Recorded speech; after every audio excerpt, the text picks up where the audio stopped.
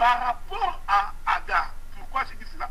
Pourquoi? Parce que Agar était une esclave, c'est-à-dire la femme de la loi, qui en réalité n'avait pas droit tant que l'explication des choses n'ont pas été données. C'est pourquoi ici dans Galates, nous sommes en train d'expliquer, Paul fait cette correspondance-là.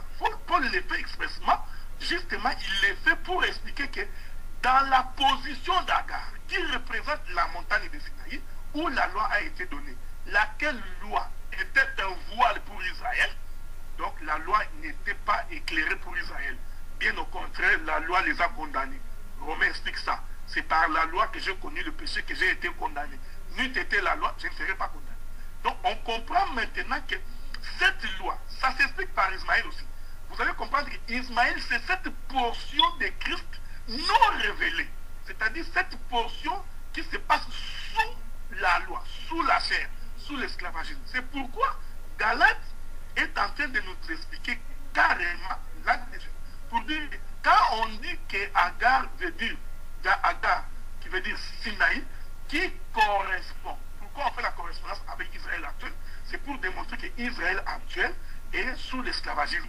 Quand nous disons esclavagisme, cela veut dire en d'autres termes, tant qu'ils n'ont pas reçu l'explication de la loi, ils sont esclaves. Jean chapitre 8, il est dit.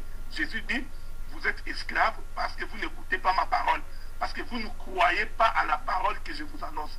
Ils disent, nous n'avons jamais été esclaves de quelqu'un. Vous comprenez? Or, c'est la loi qui les retient esclaves tant que le Messie n'est pas arrivé. Parce que c'est le Messie qui va donner l'explication de la loi pour que le peuple soit affranchi. Jean l'a dit. Ah, donc, quand vous connaissez la vérité vous affranchira. Donc, tant que les enfants d'Israël n'ont pas cru au Messie, n'ont pas cru au Seigneur, pourquoi jusqu'aujourd'hui, Galate dit, ils sont sous la servitude, ils sont sous la loi. Donc, ils ne sont pas, ils sont pas libres. C'est ce que nous voulons expliquer. Or, on va remarquer que la loi qui rend Israël esclave est venue par la montagne de Sinaï. Donc, ça, personne ne peut nous le contredire. C'est ici que Paul appelle Sinaï. Il explique que c'est Sinaï qui a produit la loi que nous avons aujourd'hui. C'est Sinaï en réalité qui a fait en sorte qu'aujourd'hui, les enfants d'Israël soient sous l'esclavagisme. Or, il les compare par rapport à Agar, qui est une esclave, vous comprenez, qui représente la loi. Je vais vous donner la parole à un moment donné. Je vais donner un petit bout de verset que je considère très important, donc très important pour la compréhension de ces choses. Romains chapitre 4, je crois. Romains chapitre 4. Dans Romains chapitre 4, le verset 16, la Bible dit ceci. C'est pourquoi les héritiers... non, je vais commencer par le verset 14. Par le verset 14. La Bible dit, car si les héritiers le sont par la loi, la foi est vaine. Et la promesse est anéantie parce que la loi produit la colère. Et que là où il n'y a point de loi, il n'y a point non plus de transgression. C'est pourquoi les héritiers le sont par la foi, pour que ce soit par grâce, afin que la promesse soit assurée à toute la postérité, non à celle qui est sous la loi. Hein, je lis ça. Non seulement à celle qui est sous la loi, mais aussi à celle qui a la foi d'Abraham, notre Père, à tous, selon qu'il est écrit, j'ai établi toutes choses par son nom. Bon, maintenant quand vous prenez Galates, là où nous étions toujours, hein, là où nous étions toujours, Galates chapitre 4. Voilà, là où nous étions toujours, Galates chapitre 4. Quand vous prenez le verset, je crois le verset 4. Le verset 4 dit, voilà, le verset 4 dit, mais lorsque les temps ont été accomplis, Dieu envoya son fils, né d'une femme, né sous la loi. C'est ici la petite porte de la prophétie où je suis en train de croire que beaucoup de gens ne nous saisissent pas. Maintenant, pour expliquer la naissance de Jésus, c'est là où je suis en train de... Je vous donnerai la parole tout à l'heure là. Parce que je crois que là, si les bien-aimés ont les yeux, ils pourront comprendre ce que j'ai dit. Remarquez, quand nous avons dit que Ismaël est l'ombre de Christ, nous ne voulons pas dire que toute la vie d'Ismaël explique la personne de Christ. Nous parlons des portions dans la vie de cet homme. On remarquait que Ismaël est né d'une femme esclave, c'est-à-dire d'une femme sous la loi. Ici, Paul explique ça bien dans Galates chapitre 4. Il dit ceci, il explique ça, il dit, Mais lorsque les temps ont été accomplis, Dieu envoya son fils né d'une femme, né sous la loi. C'est ça la position d'Agar. Une femme esclave sous la loi. On démontre que Christ va naître d'une femme. Naître d'une femme. C'est ici que les bien-aimés vont très très bien nous saisir. Hein? Quand nous disons que naître d'une femme, généralement nous ne parlons pas de Marie, bien qu'il y a plusieurs accomplissements. La femme que nous sommes en train de parler ici, c'est la loi. La loi est une femme aussi. Vous comprenez? Jésus naît sous la loi. Donc produit par la loi pour nous donner la victoire. C'est cette position-là que nous étions en train d'expliquer. Pour démontrer que Agar, qui est une esclave, vous comprenez? Donc sous la loi, donne naissance à Ismaël. Ces gestes de donner naissance à Ismaël, nous parlons de ces petits bouts de gestes, expliquent la naissance de Jésus sous la loi. C'est-à-dire qu'il va naître dans la condition où nous sommes dans les péchés afin de pouvoir porter la nature du péché, donc la nature de sous la loi, afin de justifier l'humanité. Il ne pouvait pas venir en tant que Dieu dans sa divinité, sans quoi ça contredirait la partie de l'Écriture. Il doit naître sous la loi. Donc c'est un peu ça. Frère bien-aimé Philippe, il y a encore des choses à dire, mais je vais quand même vous envoyer le micro, parce que je vois le frère André Tissoué est en train d'écrire. Peut-être que le frère Joachim peut maintenant nous avoir bien compris. Bon, est-ce que vous me passez un peu la parole? Non, non, je prends d'abord. En tout cas, le problème du frère Joachim est simple et clair. Donc, le frère dit, si Agar est pris comme montagne de Sinaï, c'est parce qu'elle est comme la Jérusalem actuelle. Nous disons oui.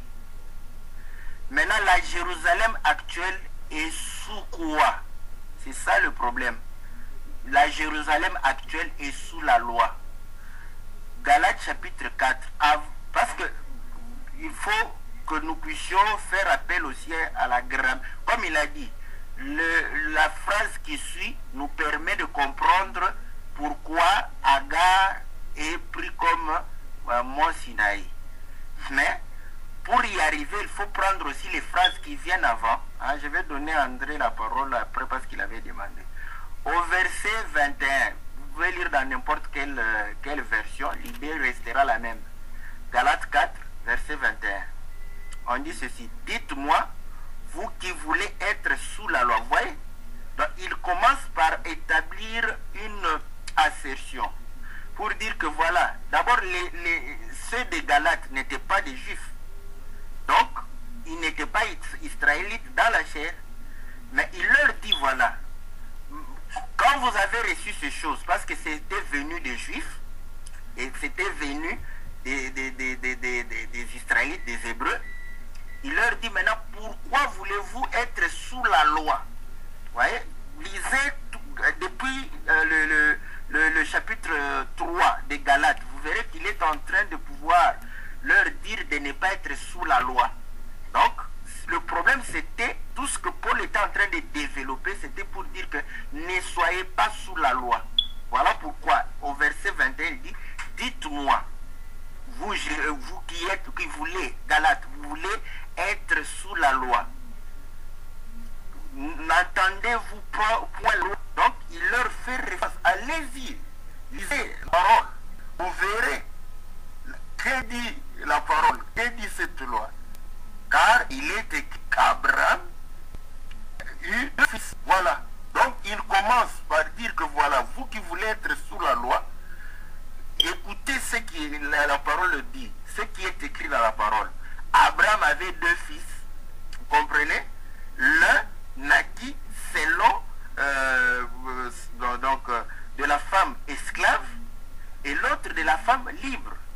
Donc nous avons les deux fils, Isaac et Ismaël. Maintenant, vous verrez que c'est là où il va faire correspondre Ismaël pour leur dire que voilà, la Jérusalem actuelle, n'est-ce pas, est sous la loi. Donc, il dit, voilà, maintenant que ces deux fils étaient fils de deux femmes qui n'étaient qu'une expression allégorique, n'est-ce pas, pour faire voir que voilà, Agar, elle correspond au mot, je le dis, on peut le prendre comme le mont Sinaï, parce qu'en fait, physiquement, elle n'est pas le mont Sinaï. Donc, elle est comme le mont Sinaï, et elle correspond, elle est comme Israël actuel. Donc, vous verrez que cette correspondance, c'est par rapport au fait de vouloir être sous la loi. Donc, voilà un peu la précision qu'on voulait donner. Donc, si on commence auparavant là-bas, Agar est pris donc comme like, donc juste que l'image, là moi je ne suis pas là-bas, les mots vous pouvez utiliser les mots qui vous plaisent, mais du moins l'idée de Sinaï sortira d'Agar et elle sera comme la Jérusalem actuelle qui est sous l'esclavage, c'est-à-dire sous la loi. Donc c'est ce que Paul voulait dire. Donc je donne d'abord la parole au frère André. Après cela, je donnerai la parole au frère Joachim. Merci. Ok, merci beaucoup pour la parole. En tout cas, moi aussi, j'ai des versions même en Lingala, en Kikongo et en Chiluba. Donc, je pense que normalement, la Bible, ce n'est pas question de mots, hein, et version, parce que à faire mesure-là, on peut, les challenges pourraient être un peu limité. Bon, ce que moi j'ai compris, le frère Joachim, en l'écoutant attentivement, avait dit que hein, il fait action sur la promesse. Il dit que, donc il fait action sur la promesse que la promesse d'Agar correspond à Israël qui a été dépouillé. Donc c'est une promesse des pauvres. Alors que l'alliance des Arabes, donc là il avait entendu parler des promesses matérielles et des promesses spirituelles. Ça, je vois que le débat, or quand on voit vous parlez de la loi, ça c'est clair. Mais le frère Joachim a parlé en disant que Agar, Israël, n'a plus rien de bon. C'est-à-dire n'a pas d'argent. Il s'est limité à une promesse. Je ne sais pas si je l'ai compris. En tout cas, il aura peut-être l'occasion de s'exprimer. Donc, mais moi, à ce que je pose la question, oui, nous comprenons que la question que je pose d'abord, dans la Bible, quand on utilise le mot ombre et le mot image, est-ce qu'il y a une nuance? À partir de la réponse que vous me poserez la question, je pose une question, est-ce que, puisque la difficulté c'est de savoir, le courant général est que tout ce qui est dans l'ombre tend vers ce qui n'est pas Israël comme mauvais. Bon, je pose ma question. L'homme a été créé à l'image de Dieu. Ok? Si je dis que l'homme, quelque part, il est l'ombre de Dieu, c'est mauvais. Et la question serait, quand l'homme a péché, est-ce qu'il a gardé sa qualité d'être l'ombre de Dieu ou il a perdu cette qualité? La parole au frère Joachim. Donc, je crois que le frère puisse tenir compte de ce qu'on vient de dire. Elle est comme la Jérusalem actuelle parce que la Jérusalem actuelle est sous la loi. Donc, ce que nous poursuivons, c'est la loi. Donc, vous avez la parole. Oui, bon, mon frère, merci d'abord pour certaines questions que le dernier frère vient de nous présenter ici, le frère André, je pense. Bon, il y a la première chose, la loi. La loi ne peut pas être matérialisée. La loi, ce sont des choses vraiment spirituelles.